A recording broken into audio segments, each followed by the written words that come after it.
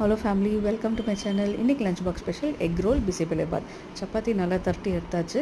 அதில் எக்கு நல்லா பீட் பண்ணிவிட்டு ஒரு பக்கமாக போட்டுட்டு சுட்டு எடுத்தால் எக் ரோல் ரெடி.